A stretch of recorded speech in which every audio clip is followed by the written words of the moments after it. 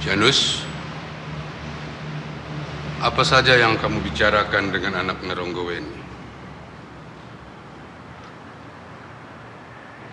Saya nggak ngerti Bapak ngomong apa.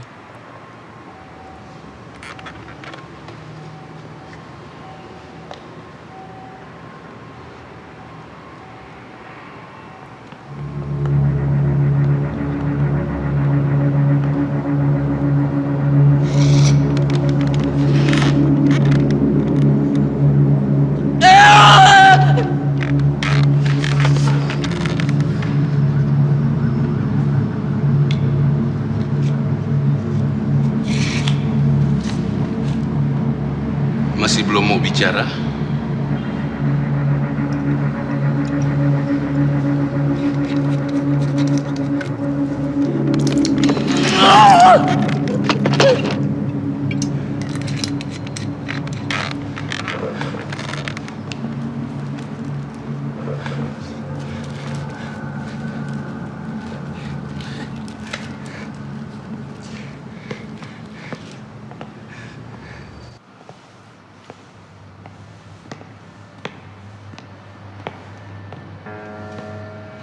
Jadi di mana tempatnya?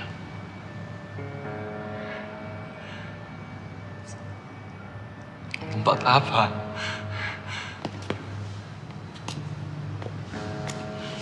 Coba kamu katakan, kamu mau apa? Saya juga belum tahu seberapa besar yang akan kita dapatkan di sana. Tapi yang pasti kamu akan dapat bagian. Seumur hidup kamu tidak perlu bekerja lagi. Hidup kamu akan berubah. Kamu bisa berobat dan menyembuhkan penyakitmu.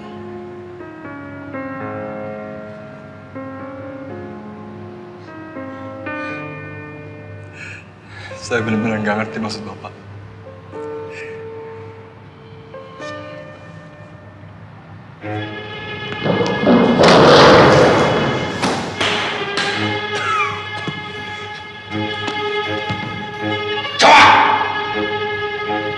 Kamu mau bicara tidak?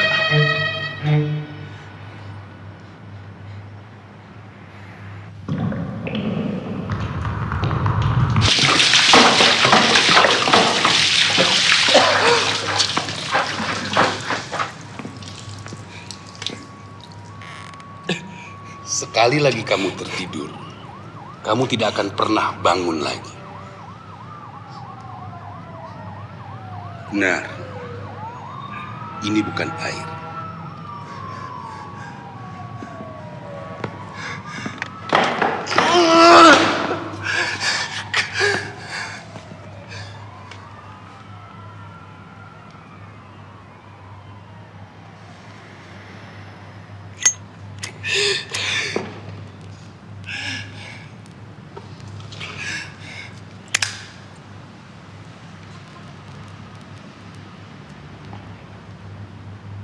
Sekali lagi aku bertanya, di mana tempatnya?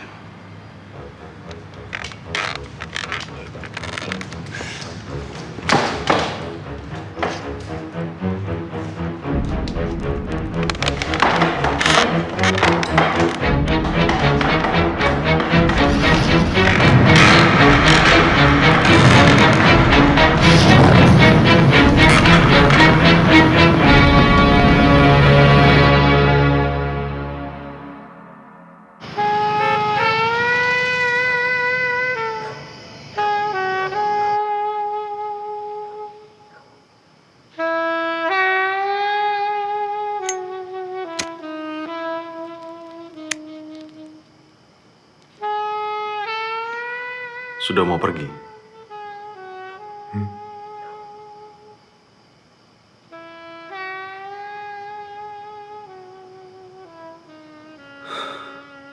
Biasanya kalau kamu merokok, berarti sudah harus pergi.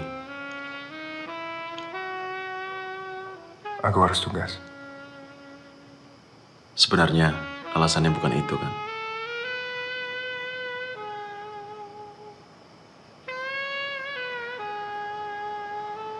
Ini memang jauh dari pusat kota. Tapi bukan berarti gak ada orang yang bakal datang ke tempat ini.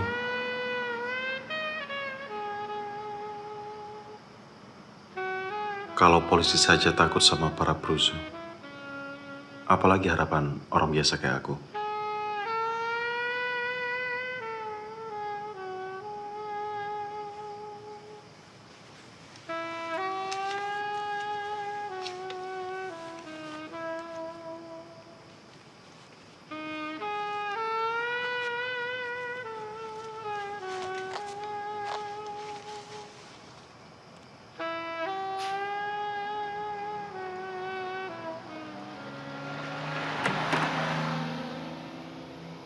Badai segera datang, Eros. Kamu tidak akan bisa bertahan hanya dengan sembunyi.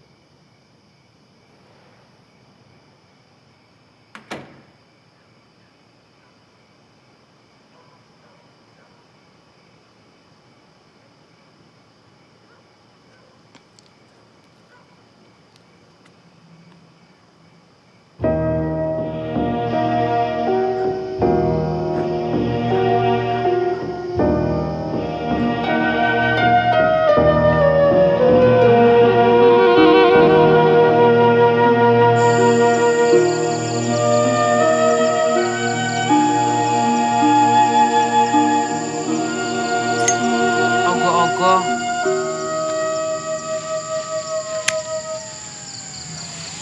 Maksudnya? Kalau di kampung saya, Mas, tiap tahun ada acara ngebukin patung. Namanya patung ogo-ogo. Habis digebukin, terus dibakar. Buat ngelampiasin stres.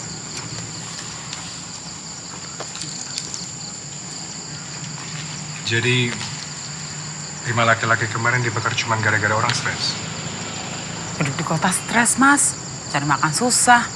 Kalau dagang juga banyak yang meres. Ya preman, ya terantip. Orang-orang marahnya pada numpuk. Begitu ada kesempatan, ya dilampiasin. Ibu ikut juga ngebakar orang-orang itu? Saya tiap tahun pulang kampung, Mas. Ikut upacara ogo-ogo. Jadi ada yang dilampiasin. Ibu ngeliat kejadiannya? Lihat, Siapa saja yang ikut ngebakar? yang nggak ikut cuma teman saya, Pak Sani. Yang waktu itu lagi di kamar mandi. Begitu dia keluar, dia juga nyesel karena nggak sempat ikut. Yang mestinya disalahin ya perempuan yang teriakin mereka maling pertama kali. Itu ibu ngeliat juga? Saya lagi istirahat, Mas. Minum di warung situ, pas ada bus masuk. Terus 5 orang laki-laki itu turun. 1 orang bertengkar sama 1 perempuan. Ibu ingat laki-laki itu yang mana? Dia pakai kalung, ada bandu laba-labanya. Saya ingat, Mas, soalnya saya takut banget sama laba-laba. Mereka bertengkar soal apa? Wah, nggak tahu saya, Mas. Tapi perempuan itu rambutnya panjang. Dan dia manggil laki-laki itu pakai sebut Mas, gitu.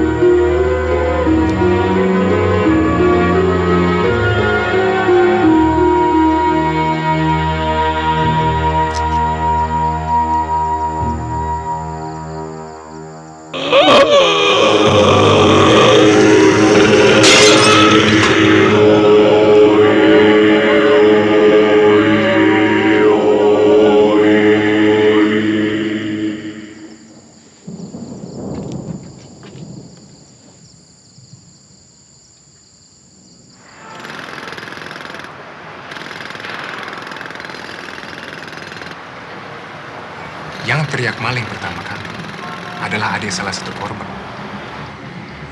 Anehnya, pada hari yang sama, istri korban juga meninggal di tabrak mobil. Dan sehari sebelum kejadian, bapak dari korban juga meninggal. Tidak ada laporan soal itu. Saya curiga meninggalnya tidak wajar, Pak. Jadi saya minta izin untuk melakukan ekskavasi kuburannya untuk divisum. Begini, Bos. Aku kira ini masalah sepele yang bisa ditangani siapa saja. Sepele. Pak, saya punya firasat kalau kasus ini sebenarnya... Aku minta kamu untuk menyerahkan kasus ini pada anak buah kamu. Aku memerintahkan kamu.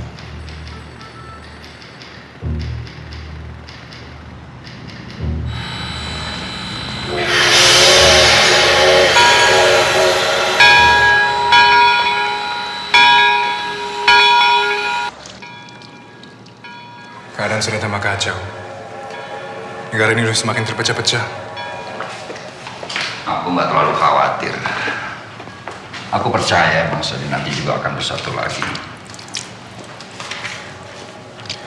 Seandainya saya bisa optimis seperti Mas Hendro. Jayabaya Raja Jawa yang dianggap bisa meramal sudah memprediksikan ini semua bakal terjadi. Kekacauan, desintegrasi, tapi nanti keadaan akan jadi lebih baik.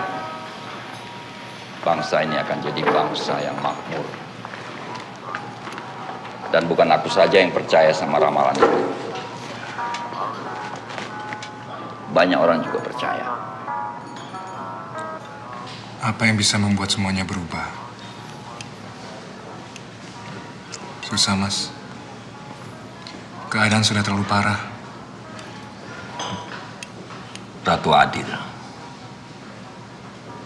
Apa? Jayabaya meramalkan bahwa suatu hari akan muncul pemimpin yang akan membawa bangsa ini menjadi bangsa yang makmur dan aman. Dan dia menyebutnya Ratu Adil.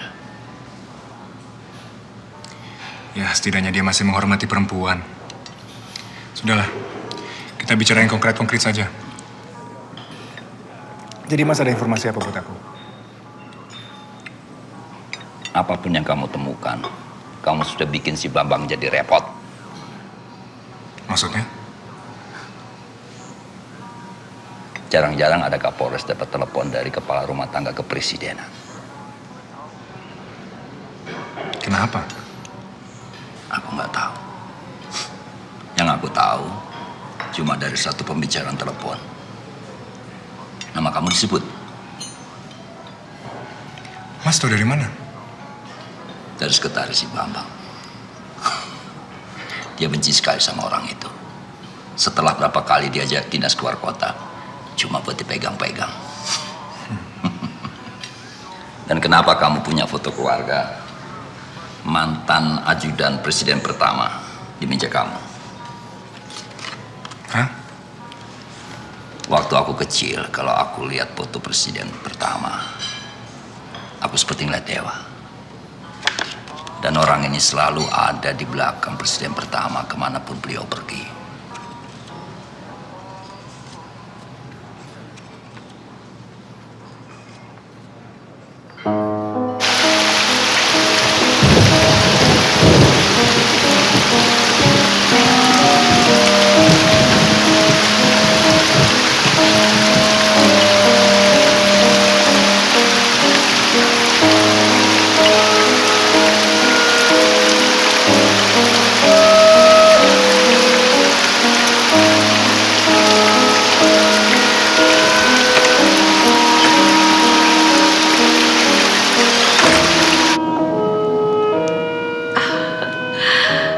Aku tahu kalau hujan, dingin, kamu pasti kesini.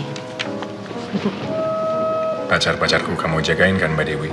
Kalau kamu nggak datang, nggak ada yang berani nyentuh. Orang-orang lebih suka nonton TV. Aku bakal lama. Ah, seperti biasa. Pintu belakang nanti aku buka. Di kota ini, gak bakal ada yang nyuri buku toh. Bos nggak pernah marah kan? Kalau dia marah, suruh cari orang lain. Siapa lagi yang mau kerja di sini selain perawan tua?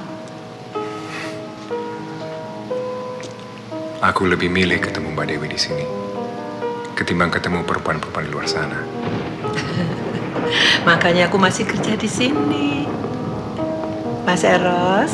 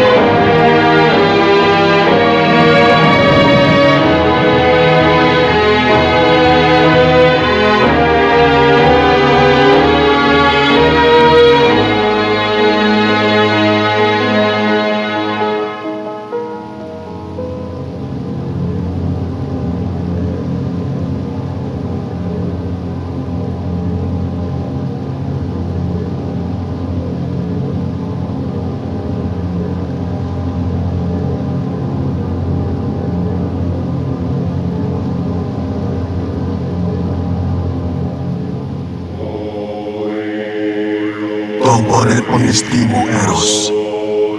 Kaulo sedaya sampun dangu nenggo panjenengan.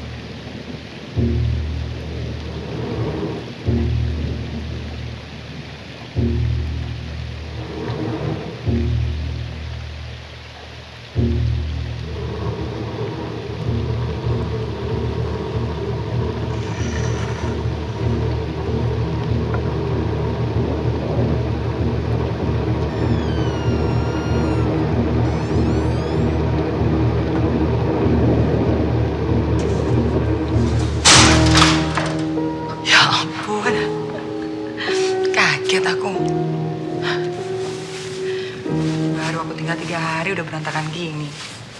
Gak tahu kalau setahun kayak apa. Kamu udah makan? Kalau belum aku masakin.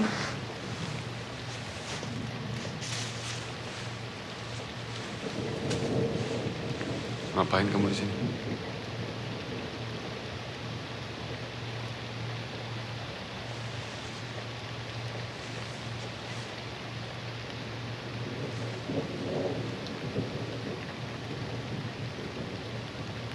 Pulang dari pengadilan, aku nyoba ngelepasin cincin ini, Nus. Tapi nggak bisa. Biasanya selalu bisa. Itu artinya apa? Malamnya aku nggak bisa tidur. Padahal semua pikiranku rasanya capek banget. Tapi tetap aja nggak bisa tidur. Aku mikirin kamu udah makan apa belum. Rumah kita ada yang beresin apa enggak.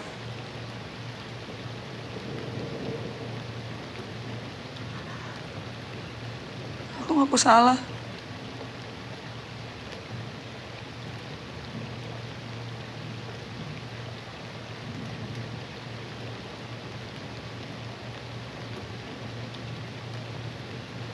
Tapi kalau kamu nggak mau nerima aku lagi juga aku ngerti. Aku cuma minta maaf.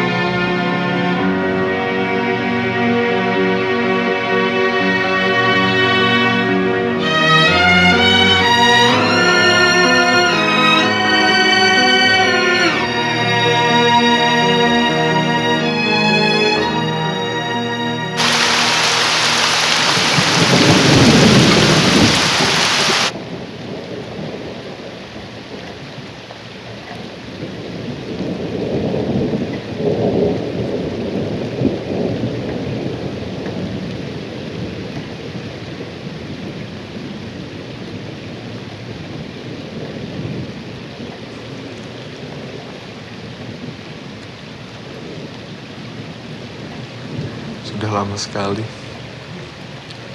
Sepertinya masalah kita kemarin adalah salahku. Aku lupa cara mencintai kamu.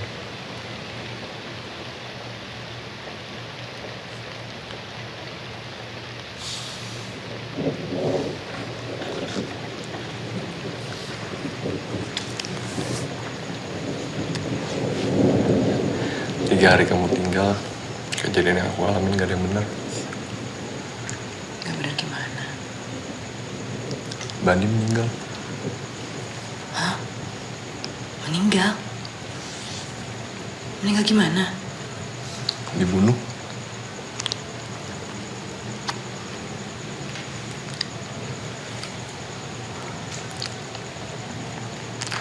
Dan aku rasa ada hubungannya sama perempuan hamil yang aku temuin di rumah sakit.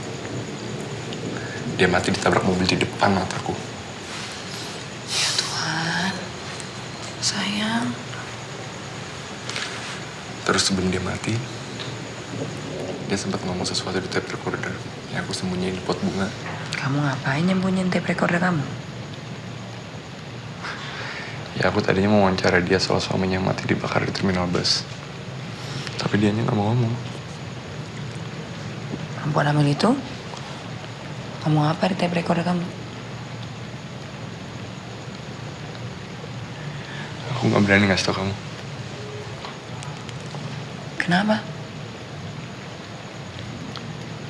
Apapun yang dia bilang kayaknya penting sekali. Waktu aku ditanya di kantor polisi soal pembunuhan Bandi, ada polisi yang masuk mukulin aku. Terus aku juga sempat ketemu sama adiknya perempuan hamil yang mati itu. Dia juga bilang ke aku, jangan sampai ada satu orang pun yang dengar soal rekaman itu. Ya tapi kalau sama aku kan kamu bisa kasih tahu. Enggak, aku nggak mau kamu kebawa.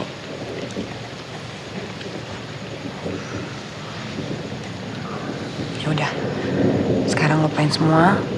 Kalau perlu, kamu cari kerjaan yang lain, yang lebih aman. Aku nggak mau kamu kenapa-napa.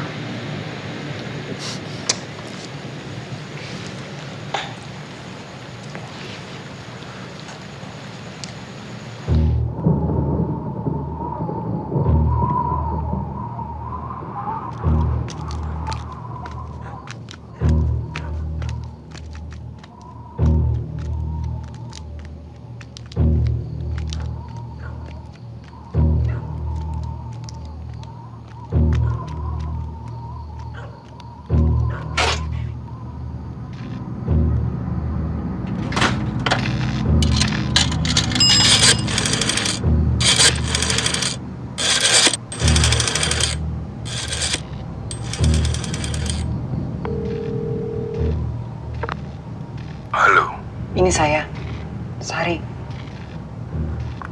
bagaimana? Dia percaya saya mau balik lagi sama dia. Kelihatannya dia curiga tidak? Sama sekali enggak.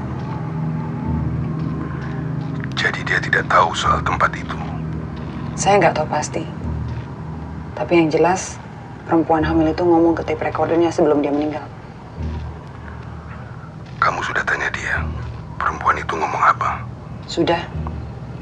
Tapi dia nggak mau kasih tahu saya. Dia nggak mau saya terlibat. Kamu harus paksa dia supaya dia mau bicara. Tempat itu tempat apa? Tidak ada gunanya buat kamu. Yang penting setelah dia ngomong ke kamu, kamu temui saya dan uang yang saya janjikan bisa kamu bawa pulang. Tunai. Dan jangan sampai lupa, begitu dia kasih tahu kamu, kamu harus kasih dia minuman cairan yang saya kasih. Cairan itu cairan apa? Saya sudah mulai bosan dengan pertanyaan-pertanyaan kamu. Pak, saya memang perlu uang itu. Tapi saya tidak mau Janus celaka. Kamu kerjakan saja apa yang saya suruh. Tidak akan ada yang celaka. Aku kepikiran perempuan hamil itu, Nus. Kasian banget. Suaminya juga meninggal kan? Kamu gak usah pikirin lagi. Kamu udah tahu siapa yang bakar suaminya? Enggak, aku belum tahu. Perempuan itu Ngomong apa di tape recorder kamu, Nus?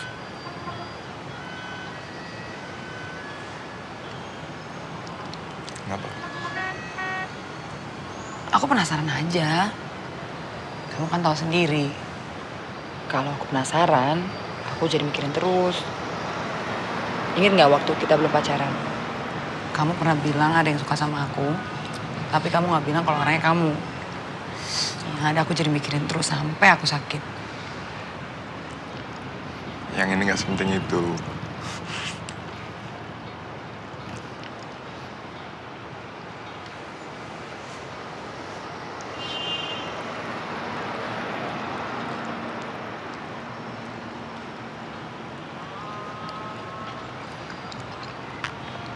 Perempuan itu ngasih tahu aku sesuatu tempat. Cuman aku nggak pernah dengar nama tempatnya. Apa katanya? Tempatnya di Bukit Bendunowongso. Di depan Candi Tujuh Anak Tangga. Wah, aku tahu tempat itu, Nus. Kok bisa? Kan deket kampungku. Kita selalu lewat sana kalau pulang ke kampungku. Yang mana? Yang tandus. Itu bukannya Bukit Wijoyo? Dulu namanya Bukit Bendunowongso. Tapi ganti gubernur, namanya juga ganti.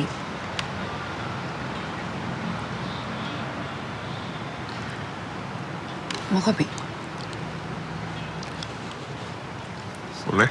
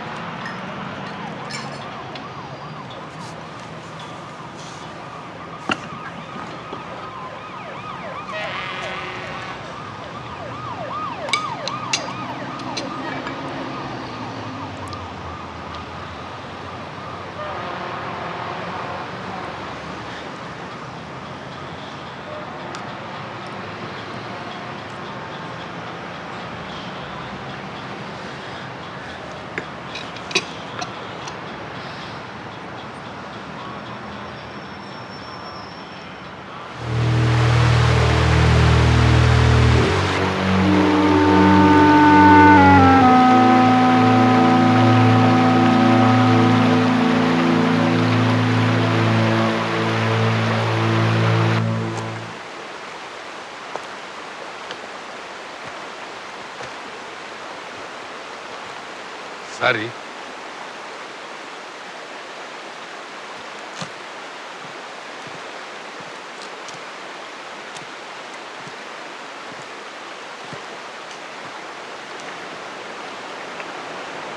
Janus sudah kamu kasih minum cairan itu? Sudah. Alamat itu sebenarnya tempat apa? Itu bukan urusan kamu. Urusan kamu hanya uang yang akan kamu terima. Sekarang kasih tahu saya. Saya tidak akan kasih tahu Bapak sebelum Bapak bilang tempat itu sebenarnya tempat apa. Saya sudah bilang itu bukan urusan kamu dan tidak ada gunanya buat kamu. Saya cuma heran. Kenapa Bapak sampai menyuruh saya ngasih racun ke Janus hanya untuk mendapatkan alamat itu? Dari mana kamu tahu itu racun? Saya lihat Janus mati. Dan sekarang saya mau tahu sebenarnya tempat itu tempat apa. Saya bisa saja berbohong, toh kamu tidak akan tahu. Setidaknya saya tidak perlu mikirin hal itu lagi. Itu tempat kuburan bapak saya. Saya nggak percaya.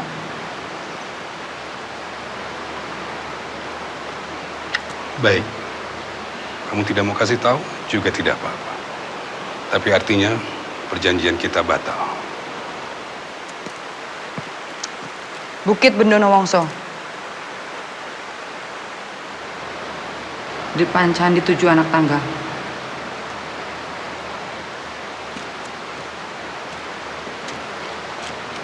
Cuma itu? Cuma itu.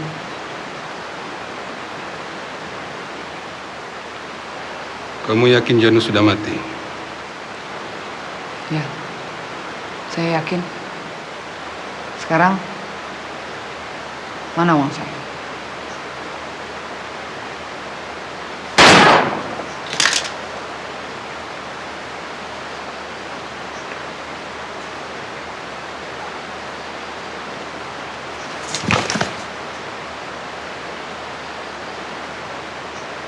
Sari, gimana kalau kita pindah ke Tenggara? Sari?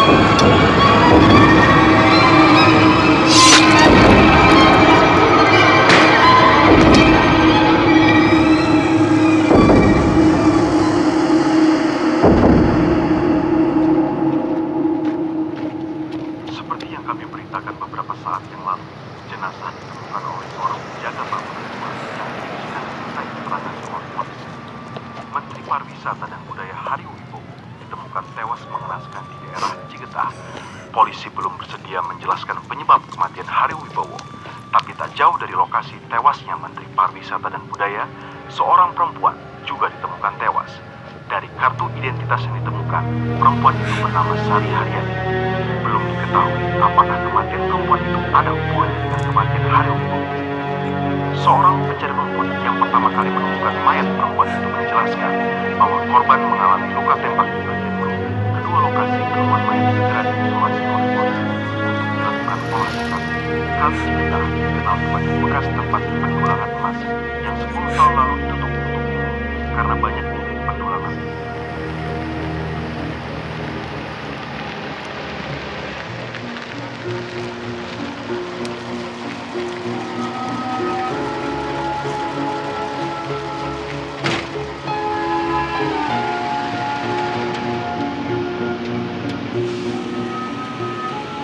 Ros, aku biasa megang kamera, megang pisau bedah, tapi aku nggak biasa megang skop. Tenang, Mas tetap bakal pakai pisau bedah. Tapi setelah kita gali kuburan dulu. Kamu ngarepin apa ngebongkar kuburan Rombo Weni? Aku mau mastiin dia mati dibunuh. Dengan demikian ini semua bukan cuma kebetulan. Harta karun presiden pertama. Besar kemungkinan, Mas. Semua ini adalah kejahatan yang disebabkan legenda yang gak masuk akal. Jadi kamu nggak percaya sama cerita harta karun itu? Dari mana presiden pertama dapat harta itu? Cerita makmurnya bangsa ini waktu zaman raja-raja dulu. Yang dulu kamu baca dari textbook sekolah. Itu bukan isapan jempol. Bangsa ini dulu kaya raya. Kemana harta kekayaan itu? Ya, mungkin sudah dipakai negara lain buat bikin membendung laut dan membuat kota. Berarti kamu nggak bisa membayangkan kayanya kita waktu dulu.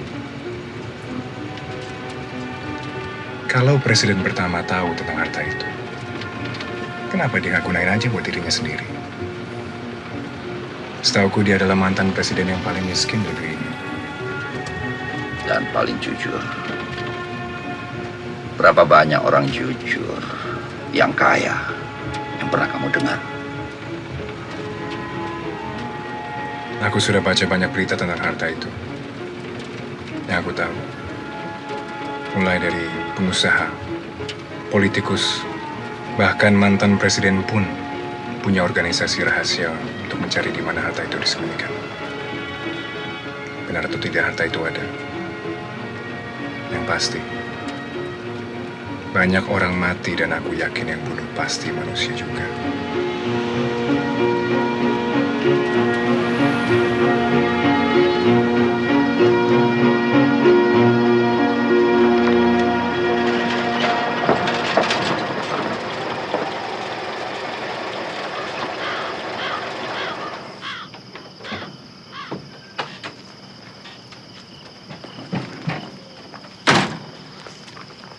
Kita nggak perlu meriksain batu nisan satu persatu sampai nemuin kuburan Ronggoweni kan?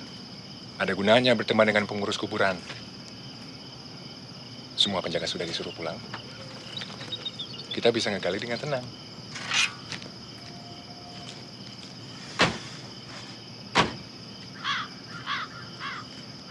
Aku lebih suka kalau kita ngebongkar kuburan, rame orang.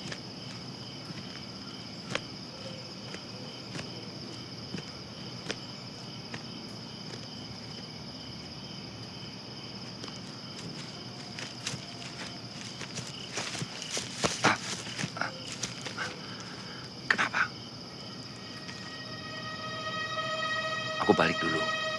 Aku mau nyiapin alat buat visum. Berhenti!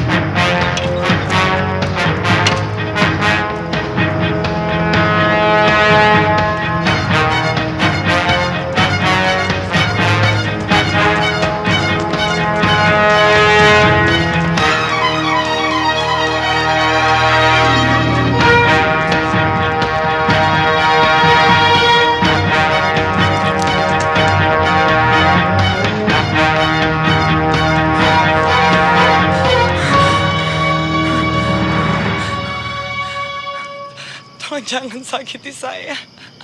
Kami polisi. Kami nggak akan nyakitin kamu. Ranti. Dari mana Mas tahu nama saya? Saya bertugas menyelidiki kasus kakak ipar kamu. Kami juga tahu, kamu yang neriakin kakak ipar kamu maling, sehingga dia dikejar dan dibakar orang-orang di terminal. Kenapa?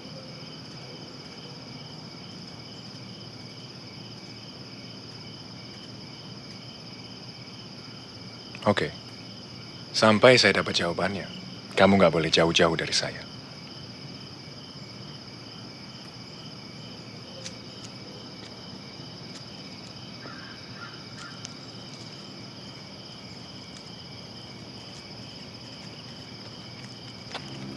Kita mau ngapain? Aku yakin bapak kamu meninggal dengan tidak wajar. Dan karena aku nggak mungkin dapat penjelasan dari kamu, kami harus melakukan visum. Mas, tolong jangan ganggu bapak saya. Saya akan cerita. Bapak saya tahu tentang rahasia harta karun presiden pertama. Kami juga tahu itu. Bapak pernah cerita ke saya bahwa cuma ada satu orang aja yang bisa tahu tentang lokasi harta tersebut. Maksudnya? Kalau lebih dari satu maka yang lain harus mati. Siapa yang membuat peraturan seperti itu? Saya juga kurang tahu, Mas. Tapi yang pasti saya tahu itu benar. Kakak ipar saya pernah maksa Bapak untuk cerita. Dan dia ngancam untuk bunuh saya. Akhirnya Bapak cerita. Dan karena dia takut kakak ipar saya kenapa-napa, akhirnya dia bunuh diri. Ternyata kakak ipar saya cerita ke kakak saya. Dan dia ngajak 4 temannya untuk ke lokasi harta tersebut. Dan karena kamu takut kakak kamu kenapa-napa, kamu neriakin kakak ipar kamu dan 4 temannya di terminal supaya mereka dibunuh? Kakak saya lagi hamil. Saya sayang sama dia. Sekarang berarti ada satu orang yang tahu di mana harta itu. Kamu. Ada laki-laki datang ke tempat saya kerja. Dan dia bilang bahwa kakak saya ngasih tahu sesuatu ke dia sebelum kakak meninggal.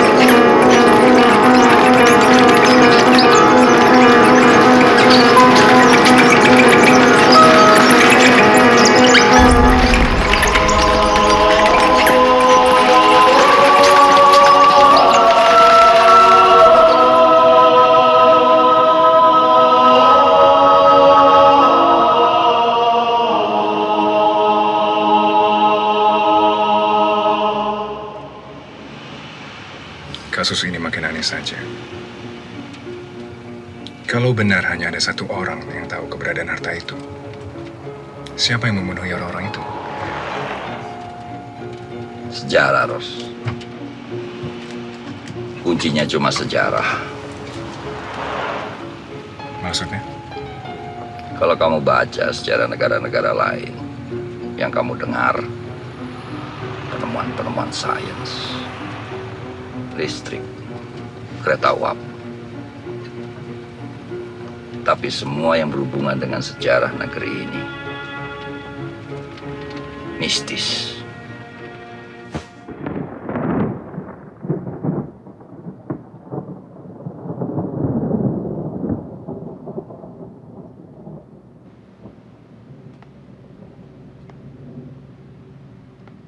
Coba kamu cium bau buku-buku ini, Ranti. Kalau perdamaian punya bau, ya baunya seperti ini.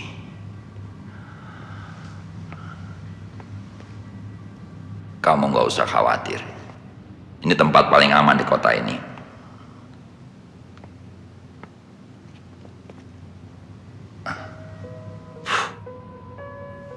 Ini dia.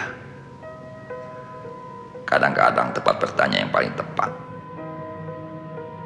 justru di sumber yang gak pernah dilihat orang. Harta itu merupakan pemberian raja-raja di Nusantara untuk dijadikan modal berdirinya sebuah negara kesatuan. Presiden pertama menyadari bahwa jika orang tahu tentang harta itu, maka akan timbul perpecahan untuk memperebutkannya. Presiden pertama lalu memerintahkan 9 orang kepercayaannya untuk menyembunyikan harta itu.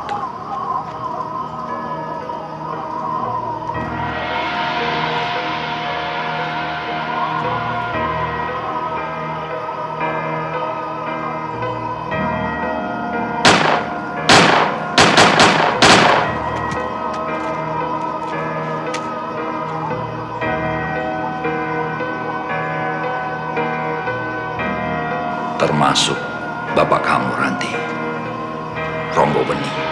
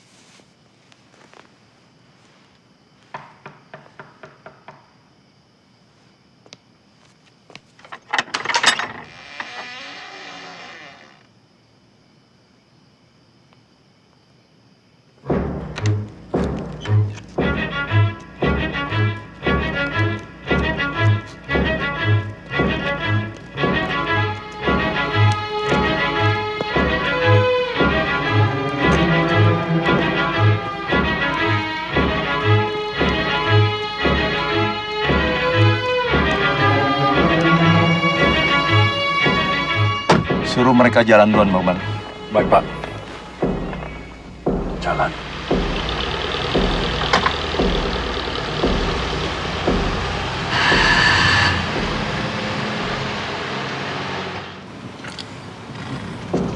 Mas nggak percaya dengan isapan jempol itu kan? Yang bilang semua yang tahu tentang harta itu bakal mati. Kecuali satu orang. Enggak. Jadi, buat apa harus seperti ini? Buat jaga-jaga saja.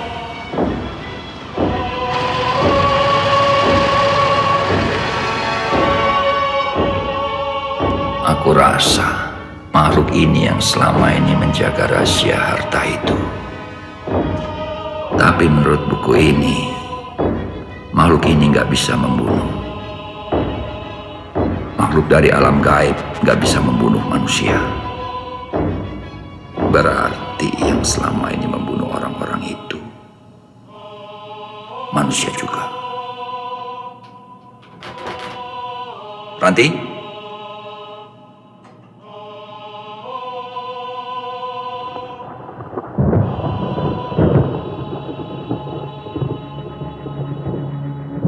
Kemana? Kemana?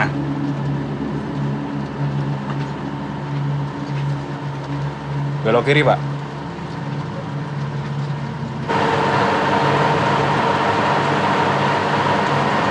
Apa dia nggak disuruh ngomong aja, biar lebih gampang?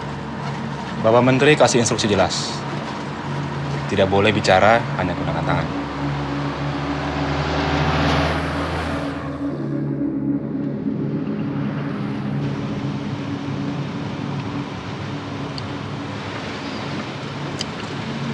Mas bawa senjata. Loh, aku kira kita semua bawa senjata. Saya enggak. Kalau Mas nggak percaya dengan cerita itu, kenapa mesti bawa senjata? Mas mau membunuh kita semua. Dengar, sekarang ini kita nggak boleh saling curiga. Aku bawa senjata untuk jaga-jaga saja.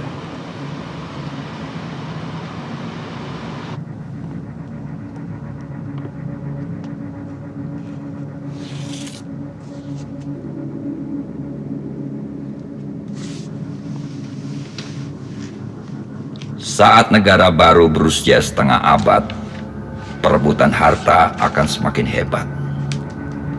Satu akan menjadi pemegang rahasia harta tersebut yang paling bisa dipercaya. Dia akan dikenal sebagai sang penidur.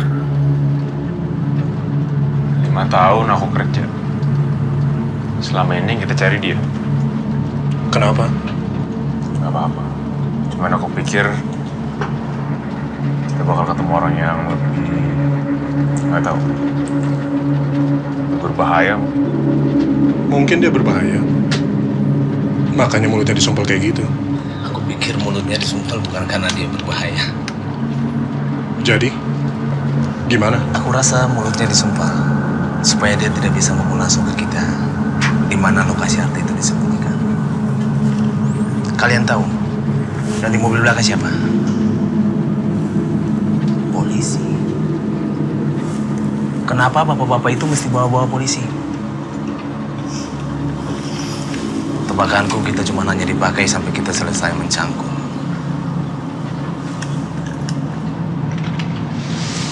Bus ini bisa lari seberapa kencang?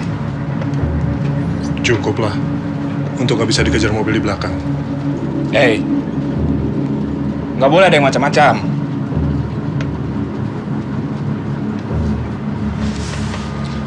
Coba pikir, apa yang bikin bapak-bapak di belakang sana lebih berhak dapat harta itu banding kita? Aku kenal baik dengan Pak Menteri. Bahkan aku sudah seperti anak sendiri. Terus? Ini pengkhianatan. Lihat nanti siapa yang berkhianat waktu polisi itu nembak mati kita semua. Hei! Sumpah, aku nggak akan sungkan-sungkan. Bagas, jangan pernah menodongkan pistol ke aku. Hati! Kemarikan hatinya!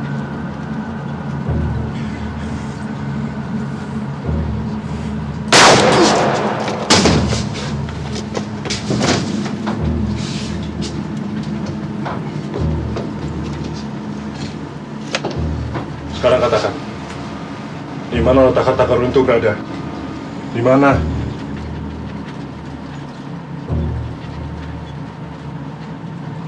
Tempatnya di Bukit Pendono Wongso, di depan Candi Tujuh Anak Tangga.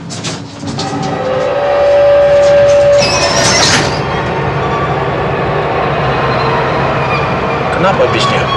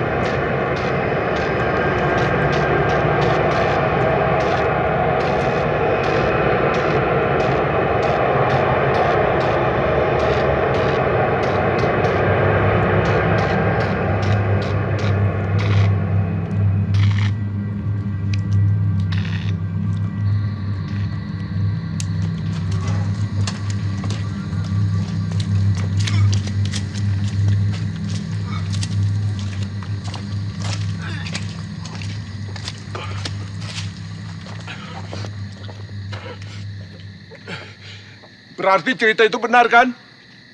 Cuma satu di antara kita yang bakal tetap hidup?